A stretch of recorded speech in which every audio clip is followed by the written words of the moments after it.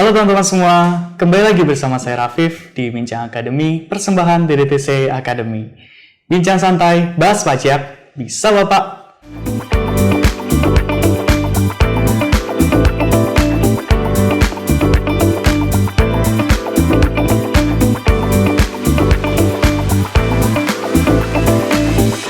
Pada era perekonomian global ini, transaksi harta tak berwujud atau lebih umum disebut dengan intangible asset semakin ramai. Ini juga banyak terjadi pada perusahaan multinasional yang memiliki perusahaan di berbagai macam yurisdiksi. Harta tak berwujud atau intangible asset ini ada dalam beberapa macam bentuk, seperti hak cipta, know-how, ataupun license.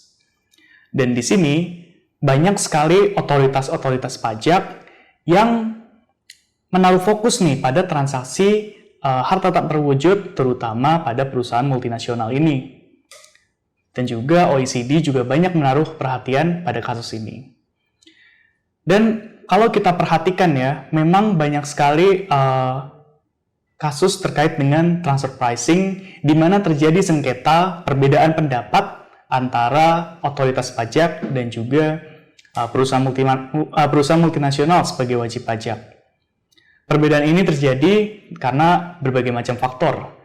Salah satunya adalah terkait dengan terkait dengan pembanding dari lisensi tadi atas pembayaran royalti contohnya. Nah, apa yang harus kita lakukan ketika kita menghadapi sebuah sengketa terkait dengan pemilihan pembanding atas transaksi royalti? Pada hari ini kita telah menghadirkan narasumber yang sangat luar biasa dan juga berpengalaman, yaitu Kak Fidelia Yemima Jabanto. Selamat sore, Kak Fidel. Ya, selamat sore, Kak Fidel. Gimana kabarnya, Kak? Baik. Alhamdulillah. Nah, sekarang biasanya keseharian tuh ngapain, Kak? Sekarang keseharian sih lagi sibuk. Ada pemeriksaan, keberatan, maupun sidang-sidang di pengadilan sih, terutama terkait dengan transaksi royalti. Wah, pas banget berarti ya. Nah, hari ini Kak Fidel mau bagi tips and trick nih teman-teman terkait dengan bagaimana sih kita bisa menghadapi sengketa pemilihan pembanding lisensi terkait dengan transaksi royalti gitu ya, Kak. Nah, mungkin sebagai pembuka, Kak, bisa dijelasin dulu biasanya isu yang biasa muncul terkait dengan transaksi royalti ini seperti apa sih, Kak?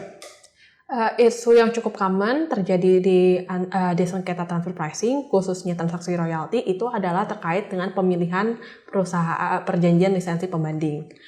Pentingnya pemilihan perusahaan pembanding ini akan berakibat pada penentuan tentang kewajaran. Nah, tentang kewajaran ini sangat penting karena nanti tarif royalti wajib pajak akan diuji pada rentang kewajaran tersebut. Biasanya, wajib pajak maupun pemeriksa memiliki pemilihan perjanjian yang berbeda. Menurut wajib pajak, berdasarkan perjanjian yang dipilih, tarif royalti yang sudah dibayarkan itu sudah masuk dalam rentang kewajaran. Sedangkan menurut pemeriksa, berdasarkan perjanjian lisensi yang dipilih oleh pemeriksa, tarif royalti yang dibayarkan oleh wajib pajak itu di atas rentang kewajaran, sehingga harus dilakukan koreksi. Seperti itu. Oke, jadi inti permasalahannya adalah beda pembanding nih yang dipakai. Pemeriksa menggunakan pembanding yang menyatakan itu sudah di luar rentang. Tapi kalau menurut wajib pajak, itu masih dalam rentang gitu ya, Kak. Nah, jadi sebenarnya apa sih, Kak, kriteria yang harus dipenuhi oleh wajib pajak ketika kita sedang mencari pembanding gitu, Kak? Sebelum itu kita harus paham bahwa dalam transaksi royalti yang akan diperbandingkan adalah substansi dari perjanjian lisensi tersebut. Nah, dalam membandingkan perjanjian lisensi, SL 50 tahun 2013 sebenarnya telah memberikan pedoman seperti apa sih perjanjian lisensi yang dapat dipilih untuk menentukan kesebandingannya. Faktor-faktor yang dapat dikonsider antara lain adalah pertama, kesebandingan antara cakupan geografis, kedua, kesebandingan eksklusivitas, tiga, adanya hak untuk sublisensi, empat, adanya hak yang melekat pada harta tak berwujud tersebut, dan faktor lainnya yang dapat dipertimbangkan. Nah, perlu kita pahami bahwa walaupun sudah ada pedoman, sangat sulit untuk mencari perjanjian pembanding yang notabene-nya itu 100% sempurna seperti perjanjian wajib pajak. Pasti tetap ada perbedaan antara perjanjian lisensi pembanding dengan perjanjian lisensi wajib pajak. Oke, jadi intinya memang sangat tidak dimungkinkan untuk mencari pembanding yang memiliki perjanjian itu sama persis gitu dengan wajib pajak ya. Jadi kalau mengetahui fakta tersebut, sebenarnya kenapa sih sengketa pemilihan pembanding ini bisa terjadi gitu Kak? Pertama, kita harus paham bahwa berdasarkan OECD paragraf 3.38 2002, dinyatakan bahwa tidak ada perjanjian yang sifatnya sempurna seperti perjanjian wajib pajak. Pasti perjanjian yang dipilih oleh pemeriksa maupun wajib pajak itu memiliki perbedaan. Nah, untuk mengeliminasi atau mereduksi perbedaan-perbedaan tersebut, terdapat berbagai upaya yang bisa dilakukan. Pertama, memilih jumlah perjanjian pembanding yang cukup. Maksudnya apa sih memilih perjanjian yang cukup? Secara logika, bila kita hanya memilih satu perjanjian pembanding, pasti perjanjian pembanding itu dituntut untuk sempurna dengan perjanjian wajib pajak. Yang mana kesempurnaan itu agak sulit atau agak mustahil untuk dicapai. Dengan demikian, lebih baik perjanjian dipilih itu memiliki jumlah yang cukup. Cukup ini memang tidak ada aturan pakem yang mendefinisikan berapa sih perjanjian pembanding yang cukup. Namun berdasarkan paragraf 3 ayat 56 OECD TP Guidelines menyatakan bahwa rentang kewajaran ini akan lebih baik bila memiliki sizable number of comparable. Nah, sizable number of comparable ini sebenarnya sudah pernah dibahas di video sebelumnya oleh Kak Dwina. Dan menurut video tersebut,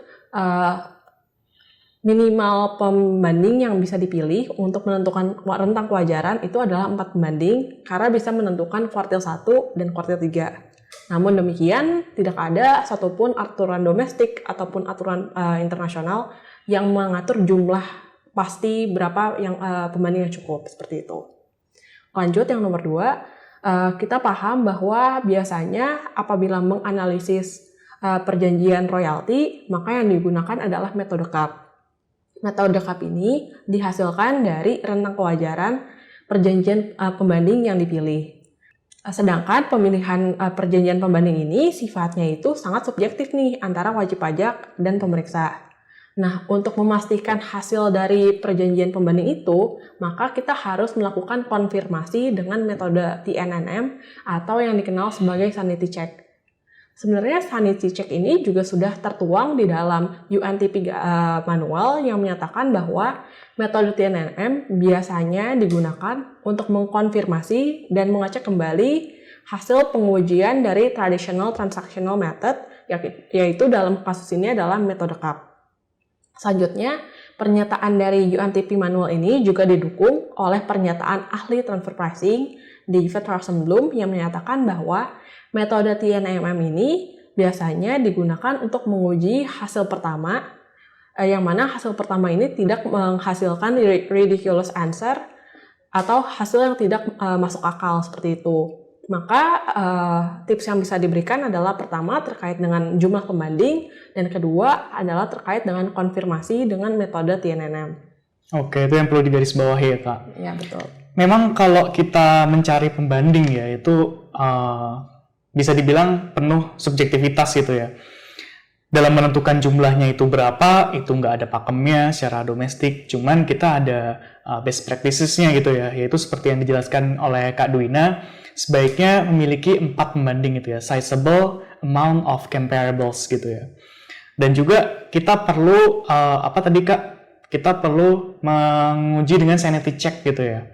Memang kita mengujinya itu dengan metode CAP ya, comparable uncontrolled price, tapi juga kita perlu sanity check nih dengan TNNM. Bukan menguji dengan TNNM, tapi cuma untuk sanity check aja gitu ya Kak.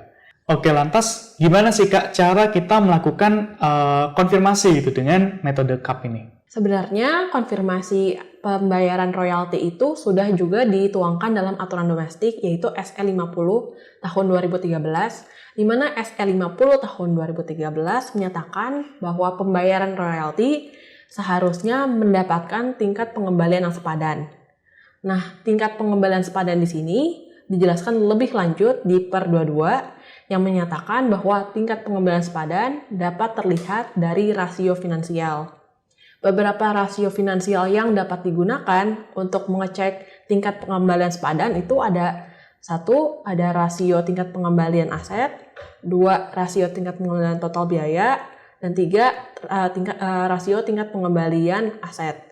Ada beberapa rasio finansial lagi yang bisa digunakan, tapi umumnya yang dituangkan di per 22 adalah ketiga rasio tersebut. Oke, kemudian nanti konsekuensinya bagaimana, Kak? Kalau kita itu sudah memenuhi prinsip arm's length tadi. Perlu kita garis bawahi bahwa dalam per 43 yang diubah dalam per 32 dinyatakan bahwa DJP tidak memiliki kewenangan untuk melakukan koreksi apabila transaksi yang dilakukan oleh wajib pajak ini sudah masuk dalam PKKU. Nah, PKKU ini tersendiri sudah didefinisikan lebih jauh sebagai apabila harga atau laba wajib pajak sudah wajar. Nah, pengecekan metode TNMM tadi yang kita bahas itu adalah termasuk dari laba wajar. Sehingga ketika metode TNMM sudah masuk dalam rentang kewajaran, seharusnya terbanding sudah tidak memiliki kewenangan lagi untuk melakukan koreksi. Kalau misalnya wajib pajak itu sudah memenuhi prinsip kewajaran dan kelaziman usaha atau PKKU tadi, seharusnya DJP tidak bisa untuk melakukan koreksi gitu ya, Kak. Nah, kalau memang kasusnya seperti itu, memang kenapa sih perlu dibatasi gitu, Kak? Kenapa dia nggak bisa lagi gitu melakukan koreksi? Ya, sebenarnya ada pembatasan ini merupakan aturan yang dapat melindungi hak wajib pajak. Karena apabila tidak ada aturan tersebut, maka seluruh wajib pajak yang melakukan transaksi royalti itu bisa dikoreksi. Tapi sebaliknya juga aturan ini menjadi pedoman nih bagi pemeriksa. Jadi untuk melakukan koreksi ya terbanding ada guidelines sendiri supaya tidak melakukan koreksi tanpa dasar seperti itu. Oke, jadi ini sebagai perlindungan buat kita, tapi juga sebagai guidelines gitu ya buat pemeriksa. Oke, ini mungkin kakak bisa cerita salah satu contoh putusan gitu nggak terkait dengan sengketa ini?